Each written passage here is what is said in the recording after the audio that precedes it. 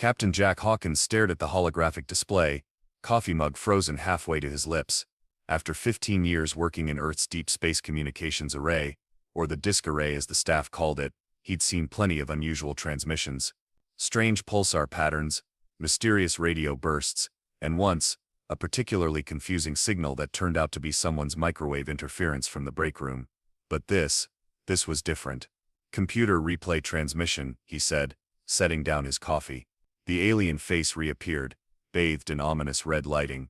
Its features were vaguely humanoid if you ignored the 6 eyes arranged in a hexagonal pattern and skin that resembled wet granite. "People of Earth," the creature boomed in surprisingly good English. "I am Supreme Commander Vexilor of the Galactic Hegemony. Your primitive civilization has been observed and found wanting.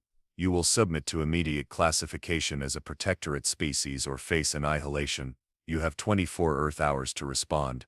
The message ended with what Jack could only describe as an unnecessarily dramatic fade to black. "Well," Jack muttered to the empty monitoring station, "that's just perfect." The clock on the wall read 3:17 a.m. Technically, protocol dictated that Jack should immediately alert the United Earth Defense Council, wake up the president, and probably trigger some kind of global emergency response. But Jack Hawkins hadn't become the night shift supervisor of humanity's least exciting monitoring station by being a stickler for protocol. No, Jack had cultivated a carefully calibrated blend of competence and apathy that allowed him to handle most situations with minimal paperwork. "Computer, analyze transmission, probability of authentic extraterrestrial contact versus some MIT student's idea of a prank." The computer hummed. "Transmission origin verified as 2.7 light-years beyond Neptune's orbit. Signal characteristics inconsistent with human technology. Authentication confidence, 98.7%. Jack sighed, running a hand through his perpetually disheveled hair. "Of course, the one night I cover for Dave." He tapped the emergency alert button, which would simultaneously notify all major world governments, military commands, and most annoyingly, his direct supervisor. While waiting for the inevitable storm of panic to hit, Jack reviewed the transmission again. Something about it struck him as odd.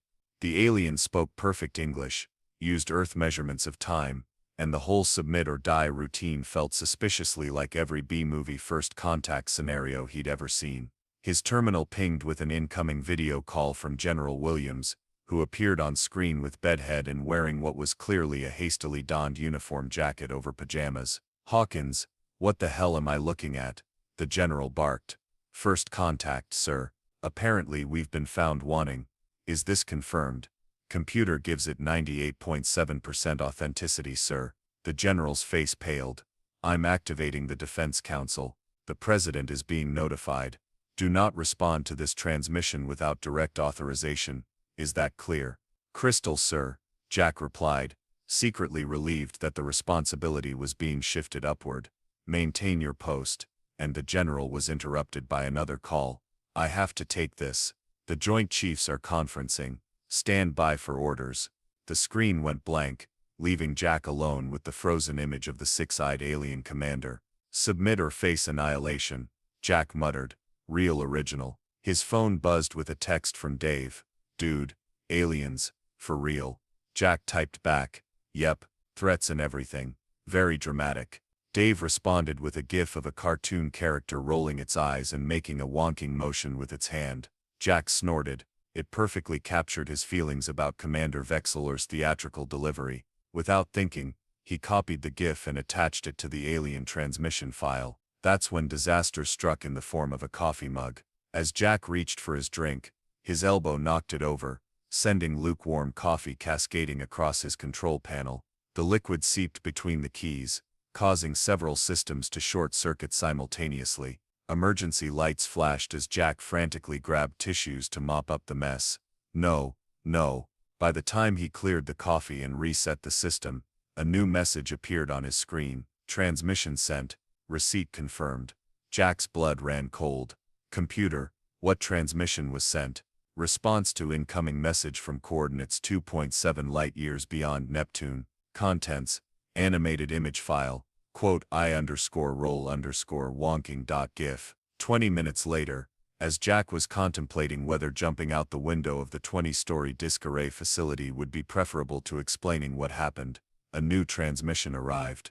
Commander Vexeler's 6 eyes had narrowed to slits, the red background lighting now pulsing like a heartbeat. "People of Earth," the alien hissed, "your insulting response has been received. Such unprecedented defiance, such boldness, no species has ever dared to mock the hegemony. Your pathetic planet would have been granted mercy under our rule, but now you have sealed your fate."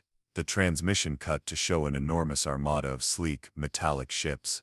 "The hegemony battle fleet will arrive in 7 days. Prepare yourselves for war, humans. Your bravery, while foolish, will be remembered in the archives of those who defied us." As the transmission ended, Jack stared blankly at the screen. Somehow, he'd just accidentally declared war on behalf of Earth against an advanced alien civilization. His phone buzzed again with another text from Dave. "How's it going?" Jack typed back. "Remember how you always said I'd never amount to anything? Well, I just started an interstellar war with a GIF." The reply came instantly. "Pics or it didn't happen." Jack took a screenshot of Vexeler's furious face and sent it with the caption, "Humanity. F***. Yeah. As emergency alarms began blaring throughout the facility, Jack took a long, deep breath. It was going to be a very, very long day. The United Earth Defense Headquarters buzzed with barely controlled chaos. Located beneath the old United Nations building in New York, the facility had been designed to coordinate humanity's response to global catastrophes, pandemics, nuclear war, climate disasters, and theoretically, alien invasion. Theoretically being the operative word. Jack Hawkins sat at a massive round table, surrounded by military generals, politicians and scientists. Every few minutes, someone new would glare at him, having just been briefed on how exactly humanity had declared intergalactic war. "Let me get this straight," said President Reyes, pinching the bridge of her nose. "You responded to the first confirmed contact with an alien civilization, with a meme. Technically, it was a GIF," Jack corrected, immediately regretting it as the room temperature seemed to drop 10 degrees. "But yes, that's the gist of it." General Williams slammed his fist on the table. "This idiot has doomed us all." "With respect, General," Jack said, somehow finding a reserve of courage, "they were already threatening to enslave us. I just expedited things." A woman seated across from Jack snorted with laughter, drawing everyone's attention. She wore a lab coat over a t-shirt that read, "I'm silently correcting your grammar," and had electric blue streaks running through her otherwise professional-looking brown hair. "Something amusing, Dr. Nash?" asked the president. Dr. Eleanor, Ellie Nash, Earth's foremost xenolinguist, grinned. "Actually, yes. Captain Hawkins may have accidentally done exactly the right thing." "Explain," demanded the president. Ellie stood up, activating the room's holographic display with a few gestures. "The galactic hegemony's communication pattern suggests a hierarchical species with strict social protocols. Their default assumption would be that Earth would either cower or attempt formal diplomatic channels." She brought up the image of Vexeler's first transmission alongside his response. "Look at his second message. Unprecedented defiance. Such boldness. No species has ever dared." He's not just angry, he's impressed. Captain Hawkins' casual dismissal completely blindsided them. A distinguished-looking man in an impeccable suit cleared his throat. Ambassador Timothy Quill, the UN's designated diplomatic liaison, had been frantically preparing for this moment since the transmission came in. "While Dr. Nash's analysis is interesting," he said with practiced condescension, "we must establish proper diplomatic channels immediately. I've prepared a formal apology explaining that Captain Hawkins' response was unauthorized and—" "Oh God, please don't do that," Ellie interrupted, rolling her eyes so hard that Jack was impressed they didn't fall out of her head. Ambassador Quill's face flushed.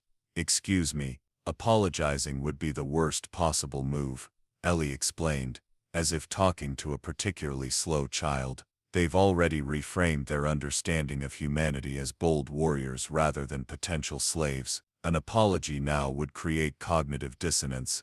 They'd see us as either deceptive or weak. Either way, we'd lose the only advantage we've accidentally gained. Dr. Nash, while your credentials in xenolinguistics are impressive, Quill said tightly. I have 30 years of diplomatic experience. With humans, Ellie cut in, not six-eyed granite-skinned aliens who clearly consume action movies as documentaries. The president raised a hand, silencing them both. What do you recommend, Dr. Nash? We need to maintain the perception that we're not intimidated, not apologize, not explain, just double down. General Williams looked appalled. You want us to provoke them further? I want us to survive, Ellie replied, and the best way to do that is to keep them off balance. Jack felt a weird sense of validation. So my screw-up might actually help. Don't push it, Hawkins, General Williams growled. Ambassador Quill was not ready to concede. Madam President, if I may, I've prepared a measured response that acknowledges their communication without offering offense. A diplomatic middle ground. The president nodded. Let's see it. 20 minutes later, they all watched in horrified silence as Vexlor received their carefully crafted message. Earth's response had been edited by committee, Ambassador Quill's diplomatic phrasing with Dr. Nash's cultural insights, and the Defense Council's strategic obscuration of Earth's military capabilities. The alien commander stared at the message for a long moment. All 6 of his eyes blinked in sequence, from top to bottom. Humans, he finally said, his voice even deeper than before. Your response puzzles the hegemony. You speak of peace while employing the ancient warrior dialect of passive-aggressive bureaucracy. Truly, you are masters of psychological warfare. Ellie burst out laughing while Ambassador Quill's jaw literally dropped. Your attempt to confuse us with conflicting signals is noted, Vexlor continued. The hegemony appreciates worthy adversaries. Our battle fleet continues its approach. We look forward to testing your mettle in glorious combat. The transmission ended, leaving the room in stunned silence. Well, Jack said brightly, that could have gone worse. Ambassador Quill loosened his tie, looking faint. How could that possibly have gone worse? Ellie shrugged. They could have nuked us from orbit already. The president stood, her expression grim. Dr. Nash, since your analysis seems most accurate, you're now heading our alien communications team. Ambassador Quill, you'll work with her. Quill looked like he'd rather eat glass. Captain Hawkins, the president continued, since you started this mess, you're on the team too. Maybe your unique approach will continue to be useful. General Williams began outlining Earth's defensive preparations, but Jack was only half listening. He leaned toward Ellie and whispered, so we're supposed to outbluff an advanced alien armada? Ellie grinned. Basically, yes. And given what they've seen of humanity so far, I'd say we have a pretty good starting hand. How do you figure? They think we're crazy enough to respond to a threat of annihilation with the equivalent of whatever, dude. She raised an eyebrow. Now we just need to convince them that was actually restraint on our part. Jack considered this. So we're basically playing galactic chicken. Exactly, Ellie said, her eyes bright with excitement rather than fear. And the good news is, I'm really good at games where the winning strategy is being just a little crazier than your opponent. As the meeting continued around them, Jack couldn't decide if he felt better or worse about humanity's chances. On one hand, the fate of Earth now partially rested on his and Ellie's ability to bluff. On the other hand, if there were 2 people who could convincingly act like humanity was too dangerous to mess with, a chronically sarcastic communications officer and a brilliant xenolinguist with zero filter seemed like decent candidates. The only question was whether they could keep up the charade for 7 days, until the hegemony battle fleet arrived. 3 days after Earth's accidental declaration of intergalactic war, Jack found himself in a repurposed conference room that now served as the Alien Communication Strategic Response Center, or as Ellie had immediately dubbed it, the bullshit bunker. The walls were covered with printouts of alien transmissions, psychological analyses, and a surprisingly large collection of movie posters that Ellie insisted were critical research materials. In the center of the room stood a holographic display of the solar system, with a blinking red dot steadily approaching Earth. 4 days, Jack muttered, watching the simulation of the alien fleet's progress. 4 days until they arrive, and we're all vaporized because I spilled coffee. Cheer up, Ellie said, tossing a stress ball at his head. If you hadn't spilled that coffee, we'd be preparing to welcome our new alien overlords instead. Jack caught the ball reflexively. Is that supposed to make me feel better? It's supposed to keep you focused, she replied. Besides, We're making progress. Every transmission we've sent has reinforced their perception of us as these mysterious badasses. Ambassador Quill entered, looking like he hadn't slept in days. Progress is a relative term, Dr. Nash. The hegemony's latest message indicates they're interpreting our communications as, and I quote, the typical pre-battle posturing of a warrior race. See? Progress. Ellie beamed. The door burst open again, and a young man in a lieutenant's uniform bounded in, carrying what appeared to be 3 tablet computers, a box of donuts, and an unreasonable amount of enthusiasm for someone facing potential planetary extinction. Morning, everyone. I brought breakfast and battle plans. He dumped everything on the conference table, sending several classified documents fluttering to the floor. Lieutenant Rodriguez, Quill acknowledged with a pained expression. I see punctuality continues to elude you. Lieutenant Max Rodriguez, recently assigned to the team as their military technical advisor, flashed a smile that belonged in a toothpaste commercial. Sorry, sir. I was up all night running simulations on our defensive capabilities. And, Jack asked, reaching for a donut. Max's smile dimmed slightly.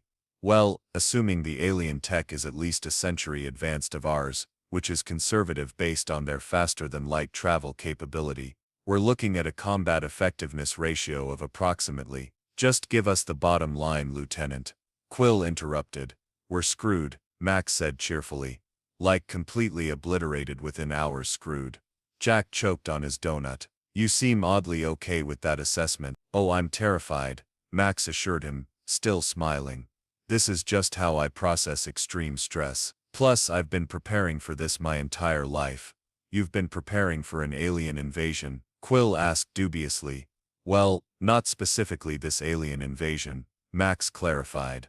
But I've seen every sci-fi movie ever made, played every alien invasion video game, and I did my military thesis on theoretical extraterrestrial combat scenarios. Ellie perked up.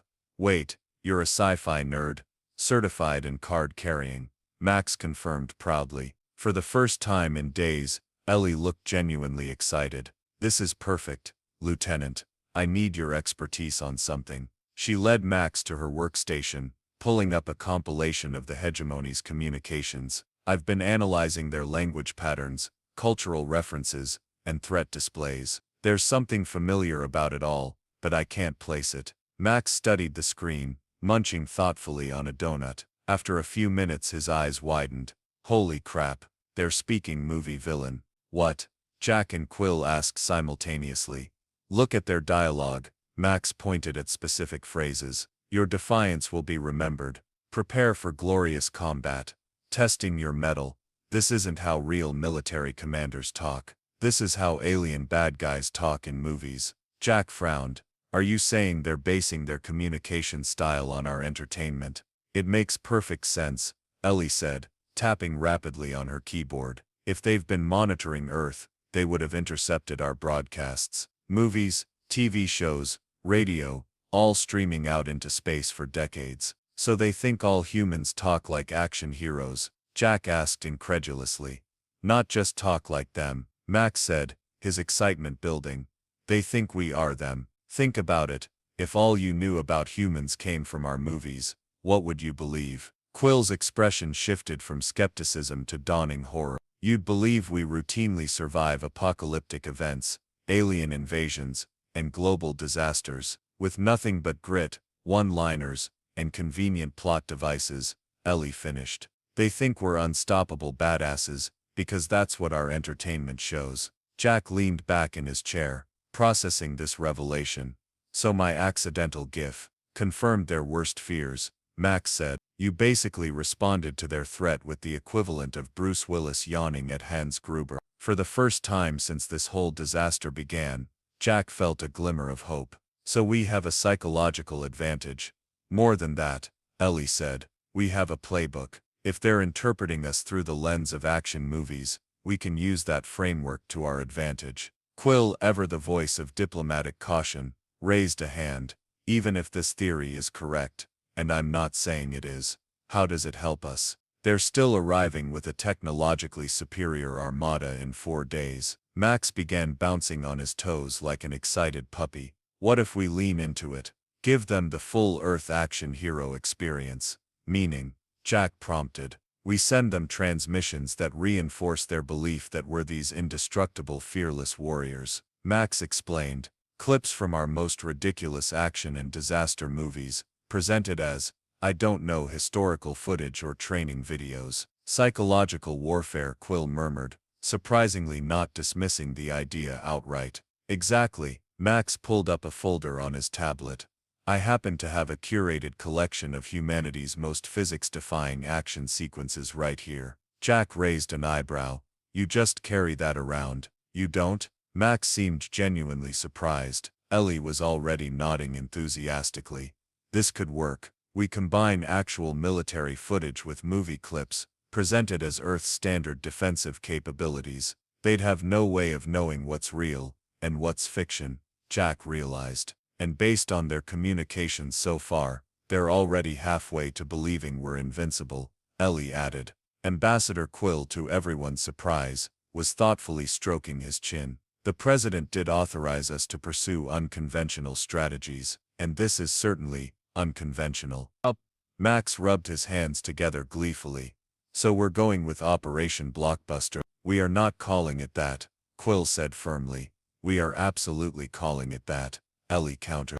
Jack looked around at his unlikely teammates, a sarcastic xenolinguist, a by-the-book diplomat, and an overly enthusiastic military sci-fi geek. Together they were Earth's best hope against an alien armada. Somehow that was both the most terrifying and most fitting defense humanity could muster. All right, Operation Blockbuster it is, Jack conceded. But if we're going to convince advanced aliens that Earth is too badass to mess with, we're going to need more than just movie clips. Max grinned, pulling up what appeared to be elaborate schematics on his tablet. Already ahead of you, Captain. I've been designing some defensive systems that look impressive but are entirely fictional. Jack leaned over to see complex diagrams labeled with names like quantum displacement shield and gravitational inversion cannon. Are those actually possible? Jack asked. Oh, absolutely not, Max said cheerfully, but they look awesome and use just enough real science to sound plausible. This is insane, Jack muttered. We're trying to bluff our way out of planetary annihilation with movie clips and made-up weapons. Ellie patted his shoulder. Welcome to diplomacy, Jack. It's always been this way. We're just being more honest about it. As the team began compiling their elaborate deception, Jack couldn't help but wonder if Earth's fate really rested on convincing aliens that Independence Day was a documentary. But then again, if the alternative was surrender or annihilation, maybe insanity was humanity's best strategy. After all, it had worked so far. This is either the stupidest or most brilliant plan in human history, Jack said, watching Max splice together footage of a nuclear submarine launch with a scene from a movie where the hero surfs a tsunami on a car door. The line between stupidity and brilliance is measured only by success, Max replied, not looking up from his work. Sun Tzu said that. No, he didn't. Ellie called from across the room. Fine, I said it, Max admitted. But it sounds like something Sun Tzu would say if he had to bluff aliens with movie clips. Operation Blockbuster was in full swing. The conference room now resembled a bizarre film studio crossed with a military command center. Screens displayed various editing projects, while whiteboards were covered with increasingly absurd human defensive capabilities. They planned to showcase to the hegemony. Ambassador Quill entered, accompanied by General Williams. Both men stopped short at the scene before them. What in God's name is happening here? The general demanded. Max, wearing headphones around his neck, spun in his chair. Operation Blockbuster, sir. We're compiling Earth's historical combat footage to send to the hegemony. The general looked at the nearest screen, which showed a muscle-bound action star outrunning an explosion in slow motion. That's from Demolition Day 3. You've seen it? Max asked brightly. Lieutenant, everyone has seen it. That's my concern, the general growled. Won't the aliens recognize these as entertainment? Ellie shook her head. That's the beauty of it, General. They've been interpreting our movies as some kind of cultural documentation. We're just leaning into their misunderstanding. Quill, who had been surprisingly supportive of the plan, gestured to a chair. Please, General, let them explain the full strategy. Jack took over, pulling up their analysis of the hegemony's communications. Based on their language patterns and references, we believe they've constructed their understanding of Earth primarily through our broadcast entertainment, specifically action movies, disaster films and military documentaries, all jumbled together. Their perception of humans is that we're essentially unkillable action heroes who regularly survive extinction-level events, Ellie continued. And rather than correct this misconception, we're reinforcing it, Max finished excitedly. Check this out. He hit a key and the main screen displayed what appeared to be military footage of tanks and aircraft, but with subtle digital enhancements that made them look far more advanced than they actually were. We've modified real military exercises to suggest capabilities we don't actually have, Jack explained. Nothing too obvious, just enough to make them think twice. The general frowned. And this is supposed to deter an advanced alien fleet. How exactly? Psychological warfare, sir.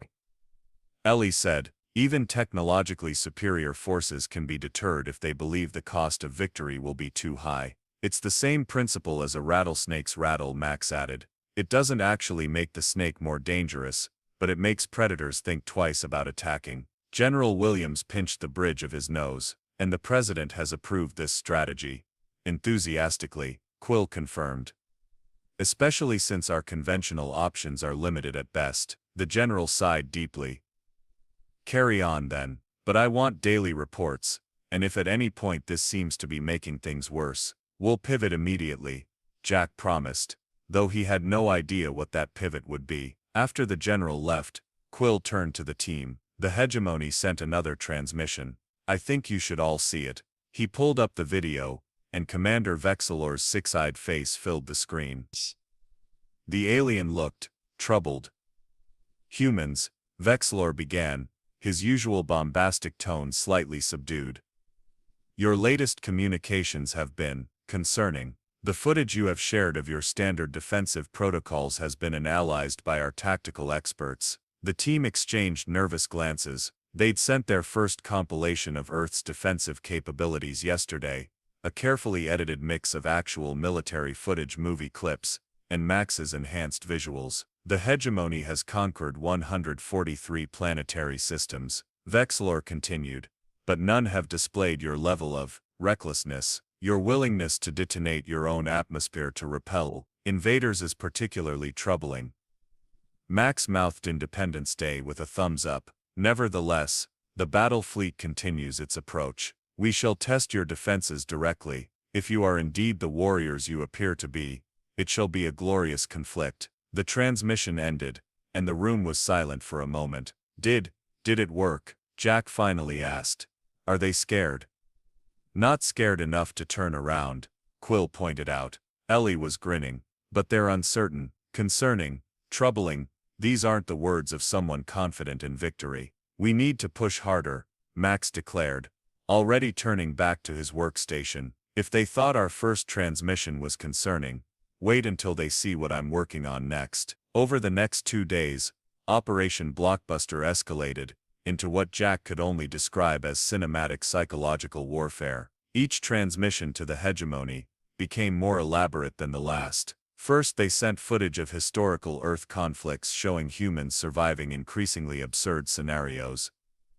Jumping motorcycles over explosions, outrunning fireballs and punching through brick walls. Next came a demonstration of Earth's planetary defense grid, actually a clever composite of missile tests, Northern Lights footage, and space station imagery that suggested Earth was surrounded by energy weapons. Max's personal favorite was the classified combat augmentation program. Training footage of special forces edited to imply that all human soldiers could run up walls, survive multiple gunshot wounds, and throw vehicles when necessary. The beauty of it, Max explained as they reviewed their latest creation, is that we're not showing anything completely impossible. We're just suggesting that the extreme edge cases of human capability are actually our baseline. And they're buying it? Jack asked, still skeptical despite the increasingly uncertain tone of the alien responses. Look at their latest message, Ellie said, pulling it up. Commander Vexilor appeared, now flanked by 2 other aliens in what appeared to be military uniforms. The commander's usual red background lighting had been replaced with a more subdued blue. Humans of Earth, he began, his voice notably less bombastic. The Hegemony Council has reviewed your transmissions with great interest. Your species' ability to survive in environments that would kill most sentient beings is remarkable.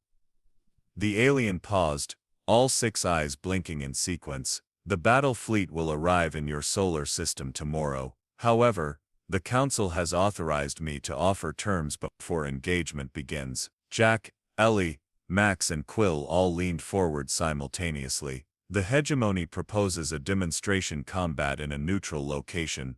Your moon would suffice. A single hegemony warrior against your champion. The outcome will determine whether full-scale invasion proceeds. They want to duel us, Jack asked incredulously as the message ended. Like one-on-one? It's perfect, Max exclaimed. They're giving us an out. Quill looked less enthusiastic. Except we'd actually have to fight one of them, and presumably, they're selecting their best warrior. So we decline, Jack suggested. No, Ellie and Max said simultaneously. If we decline, we shatter the illusion. Ellie explained. They'd immediately suspect we've been bluffing. But if we accept, Quill began. We keep control of the narrative, Ellie finished, and we buy more time. Jack ran a hand through his hair. Time for what, exactly? Even if we delay them, we're still technologically outmatched. No amount of movie magic changes that. Max had gone suspiciously quiet, staring at his tablet with an intensity that was either brilliant inspiration or complete mental breakdown. What? Jack asked. What are you thinking? A slow smile spread across Max's face. What if we don't need to actually win a fight? What if we just need to convince them it's not worth finding out who would win? Elaborate, Quill demanded. Max pulled up a file on the main screen, a compilation video he'd been working on labeled Earth's Greatest Victories. We send this as our final transmission before they arrive. It's humanity's greatest hits. Every impossible victory, every against all odds survival, every moment where the human spirit triumphed over certain doom. Movies again? Jack asked. Movies, sports comebacks, historical last stands, scientific breakthroughs, all edited together to tell one story. Humans never know when they're beaten. Max was practically vibrating with excitement. We accept their challenge, but we also send this as our, let's call it our audition tape. Ellie was already nodding. The message isn't we will win. It's even if you win, we'll never stop fighting. Exactly, Max exclaimed. We make victory seem too costly even if it's achievable. Jack looked at Quill, expecting the ambassador to provide a reality check. Instead, the diplomat was thoughtfully nodding. It's essentially the same principle as nuclear deterrence, Quill mused. The point isn't to win the conflict, it's to make starting the conflict seem irrational. Jack considered this. Their plan had evolved from desperate bluffing to something almost strategic. They weren't trying to convince the aliens that Earth would win. They were trying to convince them that Earth couldn't be conquered in any meaningful sense. Okay, Jack finally said. Let's do it. One final transmission before they arrive, the most ridiculously inspiring compilation of human determination ever created. Max grinned. I've been preparing for this moment my entire life. As the team set to work on their final desperate gambit, Jack couldn't help but marvel at the absurdity of it all. Earth's fate might well rest on a highlight reel of action movies, sports comebacks and historical speeches. A greatest hits compilation of human stubbornness. It was ridiculous. It was far-fetched. It was humanity's best hope.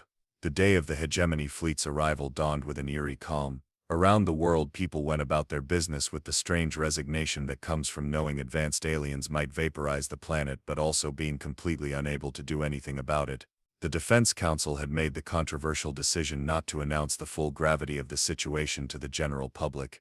The official statement acknowledged contact with an extraterrestrial civilization and mentioned ongoing diplomatic negotiations, but conveniently left out the imminent annihilation part. In the bullshit bunker, as it was now officially labeled on the door, Jack stared at the orbital tracking screen. The red dot representing the hegemony fleet had entered the solar system and was decelerating as it approached Earth's orbit. They're here, he announced unnecessarily to the room. Ellie looked up from her workstation, dark circles under her eyes after their all-night editing session. How long until they reach Earth? 6 hours, Jack replied, give or take. Max, who had somehow maintained his enthusiastic energy despite not sleeping for nearly 48 hours, bounced over with a tablet. Final cut is ready. I present to you Humanity, a history of defying the impossible. That title needs work, Ellie muttered. True, but we don't have time for another revision, Quill said, straightening his perpetually perfect tie. The President and Joint Chiefs are waiting for our final recommendation. Jack took a deep breath. Let's see it, Max. The lieutenant queued up their masterpiece on the main screen. What followed was 7 minutes and 23 seconds of the most ridiculously inspiring compilation of human achievement ever assembled. It began with actual historical footage: the Wright brothers' first flight, Neil Armstrong stepping onto the moon, the fall of the Berlin Wall, moments where humanity had overcome seemingly impossible odds. This seamlessly transitioned into military footage, carefully enhanced by Max to suggest technological capabilities far beyond reality: stealth aircraft that appeared to vanish completely, submarines emerging from impossible depths, soldiers performing feats of strength and endurance that stretched credibility without quite breaking it. The final section was their pièce de résistance, a montage of classified training exercises that were actually scenes from action movies, disaster films, and superhero blockbusters, edited to remove the most obviously fictional elements while preserving the impossible stunts and survival scenarios. The video ended with a simple message in every major Earth language: "We accept your challenge, choose your champion, humanity awaits." As the screen faded to black, the room was silent. "Holy shit," Jack finally said. "That actually looked convincing. If I didn't know better, I'd be terrified of us." Ellie agreed. Quill nodded slowly. "It strikes the perfect balance. Impressive enough to give them pause, but not so outlandish as to be obviously fictional." "So we're really doing this?" Jack asked. "This is our final play? Unless anyone has a better idea that doesn't involve surrender or annihilation," Ellie said. No one did. An hour later, Earth's final transmission was sent toward the approaching fleet. Then came the hardest part: waiting. The response arrived faster than expected. Commander Vexler appeared on screen, but something was different. The usual dramatic lighting was gone, replaced by what appeared to be the bridge of a ship. Multiple aliens moved in the background, their movements suggesting urgency. "Humans," Vexler began, his tone noticeably less theatrical, "your final transmission has been received and analyzed. The Tactical Council is impressed by your species' resilience." The alien commander shifted, and for the first time he seemed almost uncomfortable. "The hegemony has reconsidered the proposed champion combat. Upon further review, such a confrontation would be unnecessarily destructive." Max pumped his fist silently while Ellie gripped Jack's arm so hard he winced. "We will maintain position at the edge of your lunar orbit to observe your civilization further before determining appropriate action. The battle fleet remains ready should hostile intent be detected." The transmission ended, and the room erupted. "They blinked," Max shouted, jumping up and down. "They actually blinked." Ellie collapsed into a chair, laughing with relief. "I can't believe that worked. That absolutely should not have worked." Even Quill allowed himself a rare smile. "It seems Operation Blockbuster was a success, at least temporarily." Jack couldn't quite process it. "So they're just sitting there, watching us? Better than annihilating us," Ellie pointed out. "For now," Quill cautioned. "This isn't over. They're still deciding what to do with us." General Williams burst into the room, followed by the president herself. "It worked?" the president asked, looking around at their faces for confirmation. "It worked," Jack confirmed. "They're hanging back at lunar orbit. No immediate plans to attack." The president closed her eyes briefly in relief. "Thank God. And thank all of you." "So what now?" Jack asked. "We can't keep this bluff going forever. Eventually, they'll figure out we've been exaggerating our capabilities." The president and general exchanged looks. "Actually," the general said, "that's where things get interesting. Our deep space monitoring stations have detected multiple new energy signatures approaching the solar system." "More aliens?" Ellie asked, alarmed. "Different aliens," the president clarified. "At least 3 distinct fleet configurations, all decelerating as they approach our system, and they're hailing us." "And the hegemony?" Max's eyes widened. "No way." "You mean, it seems," the president said with a slight smile, "that word has spread about the fearsome humans who defied the galactic hegemony. These new arrivals appear to be interested parties." "Interested how?"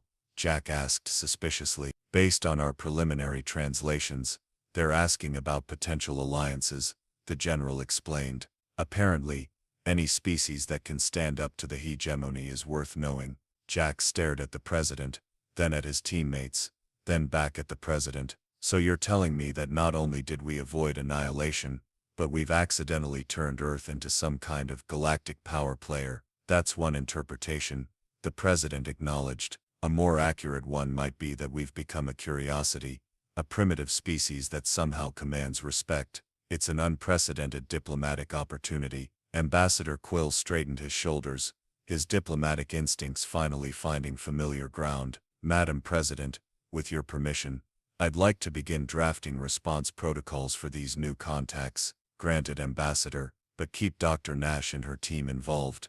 Their unconventional approach has proven effective. As the President and General left to brief the Security Council, Jack turned to his teammates. So let me get this straight. We accidentally started a war with aliens, accidentally convinced them we're too dangerous to attack, and now we've accidentally attracted the attention of multiple alien civilizations who think we're some kind of badass warrior planet. Pretty much, Ellie confirmed. And now we have to keep pretending to be that badass warrior planet, or the whole thing falls apart. That's the general idea, Max agreed cheerfully. Jack looked at the orbital display, where multiple new signatures had appeared alongside the hegemony fleet. Earth, a relatively insignificant planet, in a relatively ordinary solar system, was suddenly the center of interstellar attention, all because he'd spilled coffee and sent a sarcastic gif. This is going to get complicated, isn't it? Jack sighed.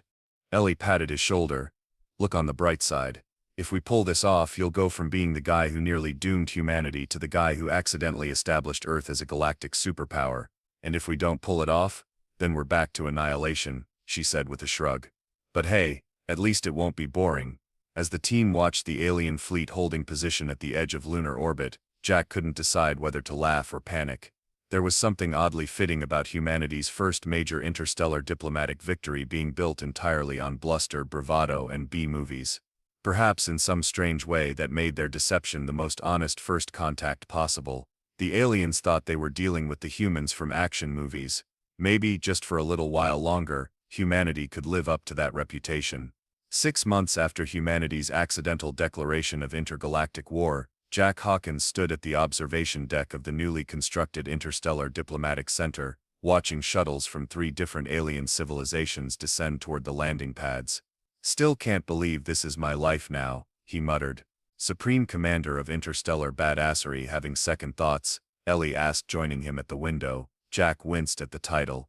After the crisis, the president had insisted on promoting him to a position that sounded impressive to alien delegations while keeping him far away from any actual decision-making. The aliens loved it, humans, not so much. I'm a communications officer who spilled coffee, Ellie. Not exactly qualified to represent humanity to the galaxy. None of us are qualified for this, she pointed out. But we're doing it anyway. Below them, a sleek craft from the Trilaxian Confederation touched down beside the more utilitarian vessel of the Free Systems Alliance. Both had arrived for the first ever Galactic Cooperation Summit, hosted by humanity. The absurdity still hadn't worn off. Ambassador Quill is looking for you, Ellie said. Something about the hegemony delegation demanding to meet Earth's legendary warrior diplomat before the formal proceedings. Jack groaned. Can't you go? You're much better at this than I am. Sorry, I've got my own problems. The Centauri linguistic team thinks I'm some kind of spiritual guru because I keep accidentally quoting movie lines they consider profound wisdom. Since the standoff, Earth had become an improbable nexus of galactic politics. The hegemony, unwilling to admit they'd been bluffed, had pivoted to treating humanity as a primitive but promising warrior culture worthy of observation. 3 other civilizations, all with their own hegemony grievances, had quickly established diplomatic relations with Earth, hoping to benefit from humanity's apparent fearlessness. And somehow, against all odds, Earth was making it work.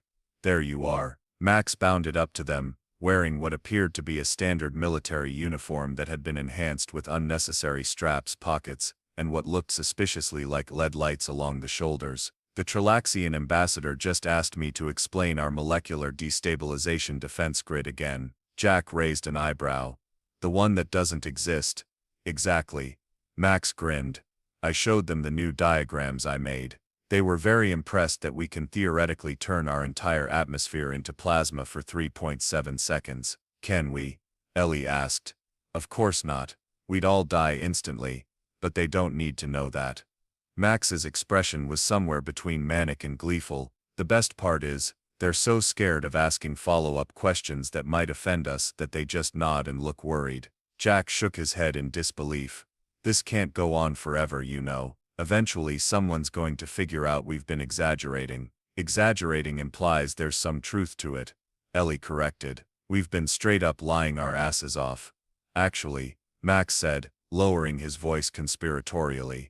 That's why I was looking for you both. You need to see what R&D has been working on. Jack and Ellie exchanged glances. After the crisis, world governments had poured unprecedented funding into defensive technology research, hoping to eventually develop at least some of the capabilities they'd claimed to already possess. Show us, Jack said. 20 minutes later, they stood in a secure laboratory beneath the diplomatic center, watching in amazement as a scientist demonstrated what appeared to be a functioning energy shield, smaller and less powerful than what they'd claimed in their transmissions, but very real. How is this possible? Jack asked. 6 months ago this was complete science fiction. Dr. Katori, the lead scientist, smiled. You'd be surprised how motivating it is when the entire planet is pretending to already have technology we don't. Besides, once we started reverse engineering some of the non-military tech the Tralaxians shared, we made exponential progress. So you're saying our bluff is becoming real? Ellie asked incredulously. Not all of it, Dr. Katori clarified. We're still centuries away from the planetary defense grid Lieutenant Rodriguez described, but the small-scale applications, we're advancing faster than anyone thought possible. As they left the laboratory, Jack felt a strange mix of hope and anxiety. So we're in a race, he said, developing enough real technology to back up our claims before anyone discovers we've been faking it. Pretty much, Max agreed cheerfully. Isn't it great? That's a weird definition of great, Jack muttered.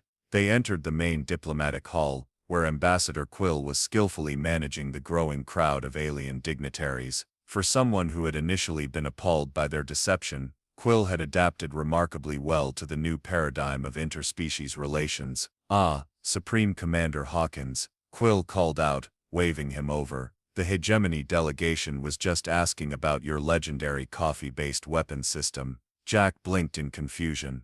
You know, Quill said meaningfully, the one that single-handedly initiated our cultural exchange. Understanding dawned. Somehow, his coffee spill had been mythologized into an intentional act of defiance. Jack forced a smile.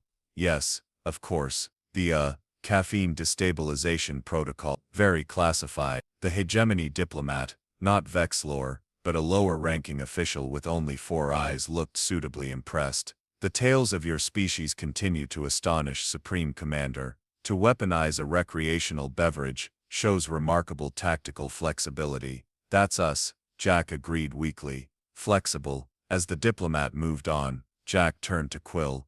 This is getting out of hand. On the contrary, Quill replied smoothly. It's working better than we could have hoped. 6 months ago, we were facing annihilation. Today we're hosting a summit with 4 advanced civilizations, who all want alliance agreements, based on capabilities we don't have yet, Quill corrected. Capabilities we don't have yet. Dr. Katori's team is making remarkable progress. Before Jack could argue further, the main doors opened to admit the final delegation, representatives from a civilization called the Solarian Collective, who had only established contact 3 weeks ago, after hearing rumors about the fearsome humans. Their ambassador, a tall luminescent being, approached Jack directly. Supreme Commander Hawkins, your reputation precedes you. My reputation is greatly exaggerated, Jack replied honestly, earning a sharp elbow from Ellie. The ambassador's glow brightened in what might have been amusement. Perhaps, but is that not true of all great legends? We of the collective have observed that perception often carries more weight than reality in galactic politics. Jack stared at the alien. Are you saying you know we've been embellishing? I am saying, the ambassador replied carefully, that the collective appreciates a species clever enough to establish itself through narrative rather than force, a refreshing approach in a galaxy too often dominated by actual weaponry, rather than the fear. As the ambassador glided away, Jack turned to Ellie with wide eyes. Did he just, basically say they know we're full of shit but respect the hustle? Yes, Ellie confirmed.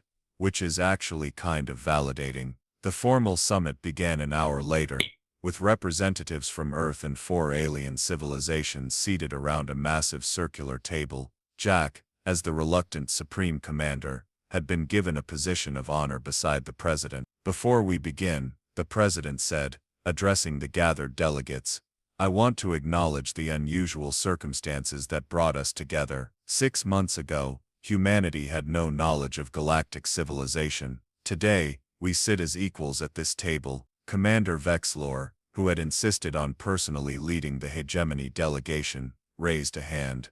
"If I may, Madam President, the hegemony wishes to formally acknowledge humanity's status change from potential protectorate to associate civilization. Your species has proven itself uniquely capable."